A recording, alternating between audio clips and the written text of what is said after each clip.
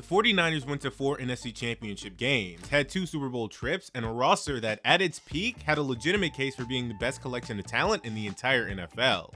And yet, they still have 0 rings to show for it.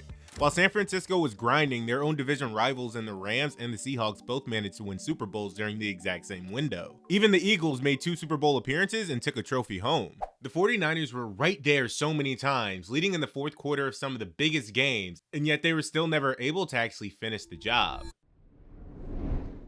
To understand how high this team actually climbed, you have to go back to how low they were before Kyle Shanahan and John Lynch walked through the door. Back in 2016, the 49ers finished a miserable 2-14 under Chip Kelly. That defense was softer than tissue paper, giving up 480 points that year, which averaged out to 30 points every single game. The roster had no QB and absolutely no direction. When the front office hired Kyle Shanahan as the head coach and John Lynch as the GM before the 2017 season, people saw it as a massive gamble. Kyle had never been a head coach before, and John was coming straight from a TV analyst booth, so the skepticism around the league was very real. Their first draft together didn't exactly silence the critics right away. Solomon Thomas went 3rd overall and never turned into the franchise-altering pass rusher they expected him to be. However, buried in the 5th round of that same draft at pick 146 was a tight end from Iowa named George Kittle. That single pick ended up being one of the best value selections in the history of the franchise because George became a first-team All-Pro and a total nightmare for every defense in the league for years to come. The rest of the roster started taking shape faster than anyone expected. Fred Warner came out of the 3rd round in 2018 and quickly developed into one of the best linebackers in football. And Dre Greenlaw followed him as another late-round steal in 2019. Then came the selection that really changed the trajectory of the team, because the 49ers went 4-12 in 2018 after Jimmy G tore his ACL in week 3. That losing record put them in perfect position to take Nick Bosa 2nd overall. Bosa won Defensive Rookie of the Year immediately, which means the 2018 season that felt like a total disaster actually set the foundation for their future success. We also have to talk about the Garoppolo trade itself. In October of 2017, New England sent him to San Francisco for a 2nd round pick. And while he didn't start until late that year, he went 5-0 to finish the season. He looked exactly like the quarterback this offense needed because he was efficient and smart enough to let Shanahan's scheme do all the heavy lifting. The 49ers signed him to a 5-year extension, and the climb back to the top was officially on. By 2019, every single piece of the puzzle came together at the same time. The team finished 13-3 while ranking 2nd in scoring offense and 1st in rush defense. Raheem Mostert, a journeyman running back who had been cut by 6 different teams before landing in San Francisco, exploded for 220 yards and 4 TDs in the NFC Championship game against the Packers. They headed into Super Bowl 54 as legitimate contenders, and Shanahan had plenty to prove on his own. He was the offensive coordinator in Atlanta when the Falcons famously blew a 28-3 lead to New England. So he knew exactly what it felt like to be on the wrong side of Super Bowl history. This was his big chance to rewrite that narrative, and for 3 quarters in Miami, it looked like he was going to do exactly that.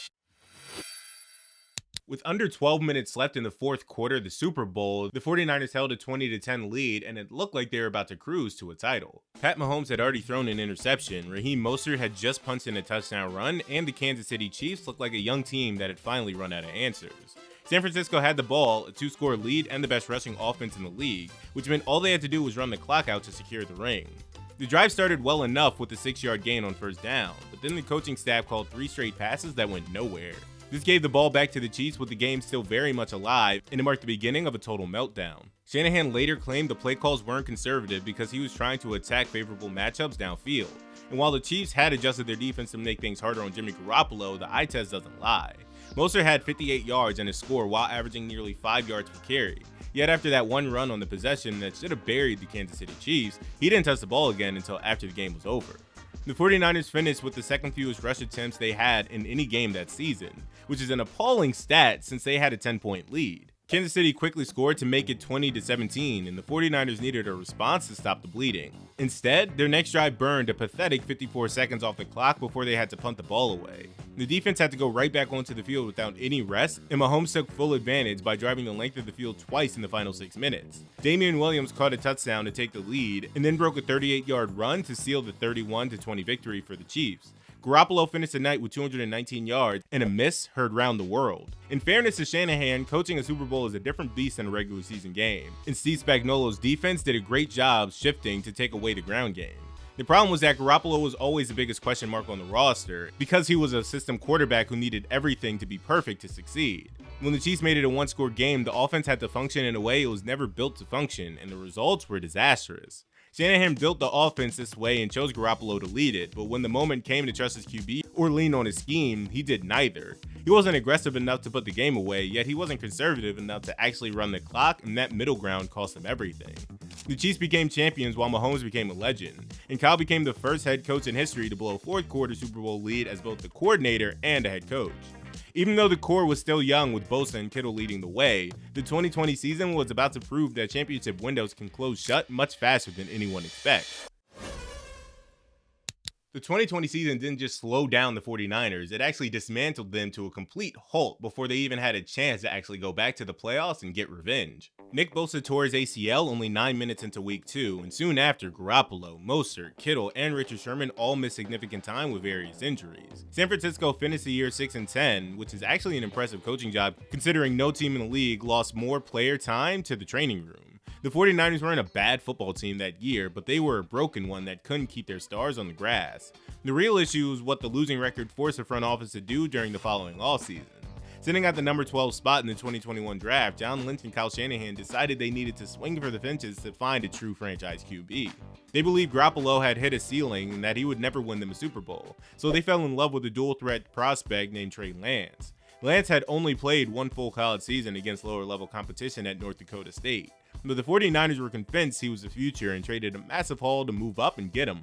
The trade cost him 3 first-round picks and a third-rounder just to move from 12 to 3, which is a price tag that usually cripples a franchise if the player doesn't hit.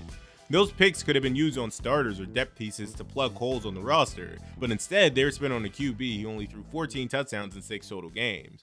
Trey Lance broke his ankle in week 2 of 2022 and never played any meaningful football for the team again, making this one of the worst trades in the history of the sport. Despite the QB drama, the 2021 season still gave the 49ers a shot at the title, which makes the eventual outcome even harder for fans to stomach.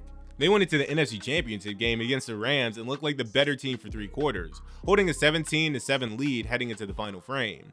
Deebo Samuel had been their most explosive weapon all year, yet in the entire fourth quarter with the Super Bowl trip on the line, he only touched the ball once. The same tendency to protect the lead rather than press the advantage surfaced again, and it allowed the Rams to hang around long enough to steal the game. Matthew Stafford eventually brought the Rams back, and Aaron Donald ended the 49ers season by forcing Garoppolo into a quick throw that sealed the win for Los Angeles. The Rams went on to win the Super Bowl, while San Francisco went home for the second time in 3 years after leading late in a massive game. A clear pattern was forming where the offense simply stopped doing the things that made them successful as soon as the pressure reached its peak. The window was still technically open because the core was intact, but then something happened that nobody saw coming in the NFL. The 49ers used the very last pick of the NFL draft in 2022 to take somebody out of Iowa State named Brock Purdy. And with the very last pick of the final draft, you get the nickname Mr. Irrelevant. The front office viewed him as a depth piece or a practice squad insurance policy behind Jimmy G and Trey Lance, so nobody in the building expected him to play meaningful snaps. That changed when Garoppolo broke his foot in week 13, forcing Purdy to step in and lead the team to 6 straight wins to close the regular season. The offense had been searching for a capable quarterback since the franchise rebuilt itself, and they suddenly found an undefeated starter who was making only $187,000 a year. Luck ran out again during the 2022 NFC Championship game against the Eagles, but this time the disaster felt different. Purdy tore his UCL on his 6th snap of the game after taking a hit from Hassan Reddick, which forced journeyman backup Josh Johnson into the game before he also left with a concussion in the 3rd quarter. The 49ers lost 31-7 with Christian McCaffrey essentially lining up as a makeshift quarterback on some snaps, even though he had only arrived via trade 2 months earlier. This was not a collapse in the traditional sense because the team simply ran out of people who could throw a football. Still, it was a 3rd year the season ended in the NFC Championship game or the Super Bowl, and a 3rd year they walked away empty. We have to talk about the Christian McCaffrey trade because it changed everything for this roster. In October 2022, San Francisco sent a 2nd, 3rd, 4th, and 5th round pick to Carolina for the best running back in football. The Panthers were sitting at 1-5 after firing their head coach, so they needed to reset the roster while the 49ers needed a weapon who could carry an offense when the scheme alone wasn't enough. McCaffrey ran for over 1,000 yards in just 11 games after the trade, and he fit the system so well it looked like Shanahan had built the playbook specifically for him. The pieces were all in place heading into 2023 since Purdy returned from his surgery healthy and McCaffrey had a full offseason to learn the new system. The supporting cast of George Kittle, Deebo Samuel, Brandon Ayuk, Fred Warner, and Nick Bosa made this the most complete roster the franchise had seen in over a decade. McCaffrey won Offensive Player of the Year by rushing for 1,459 yards and scoring 21 touchdowns, while Purdy finished in the MVP conversation with one of the most efficient statistical seasons in team history. The team went 12-5 to win the NFC West, and they entered the playoffs as the clear favorites to represent the conference in the Super Bowl. The argument that 2023 was the most talented 49ers roster since the Steve Young era isn't a stretch, and the numbers showed the dominance every single week. They beat the Packers in the divisional round before handling the Lions in an NFC Championship game after a great comeback. The team flew to Las Vegas for Super Bowl LVIII against a Kansas City Chiefs team that had limped through portions of the season without their best offensive linemen healthy. San Francisco went in as favorites, and the betting line reflected the fact that they had the better roster and more weapons. They also had a head coach who had spent multiple years thinking about what went wrong the last time he was in this position and what he finally has to do to get over the hump. Dre Greenlaw was a critical piece for the defensive identity for the 49ers, but he tore his Achilles trying to get back onto the field during the first half. It wasn't a dirty play or a bad tackle, he was literally just trying to get back onto the field, and that completely changed the trajectory of the game. The 49ers still led 10-3 going into halftime after a trick play touchdown where McCaffrey caught a pass from Juwan Jennings. Jake Moody had actually knocked through a 55-yard field goal as well, and the Chiefs looked like a team struggling with injuries and a version of Mahomes that was grinding rather than dominating. San Francisco had every reason to believe the game was theirs to take, especially since the Kansas City Chiefs receiving core lacked depth. The third quarter, though, is where it all unraveled as the 49ers went 3 and out in back-to-back possessions while still holding the lead. By the end of 3 quarters, the lead was gone and the score sat at 13-10 Chiefs. The fourth quarter produced one of the strangest sequences in Super Bowl history after Purdy connected with Jennings for a 10-yard touchdown. Moody followed that up with a 53-yard field goal to put San Francisco up 19-16 with under 2 minutes remaining. The defense needed one stop and didn't get it, which allowed Harrison Butker to kick a 29-yard field goal with 3 seconds left to tie it at 19. The game went to overtime, and this is where the lack of preparation became the real story. Shanahan elected to receive the ball first in the new overtime format. The 49ers drove down and kicked a field goal, but under the rules, that meant Kansas City still got the ball with a chance to respond. Shanahan said after the game he was hoping to get the ball back for a third possession, but that third possession was never going to happen against Andy Reid. Reports came out later that some 49ers players weren't clear on how the new overtime rules actually worked, and while it's still hard to prove that would change the outcome, giving Mahomes the ball with a clear objective is always a recipe for disaster. He only needed 8 plays to end it with Mecole Hardman catching a touchdown pass 3 yards into the end zone. The final score was Chiefs 25, 49ers 22. There's a version of the story where bad luck just explains everything, especially with Greenlaw's injury. But the pattern remained the same because the 49ers had the game in their hands and let it go twice against the same team. Now the season is over and the bill for those missed opportunities is finally coming due.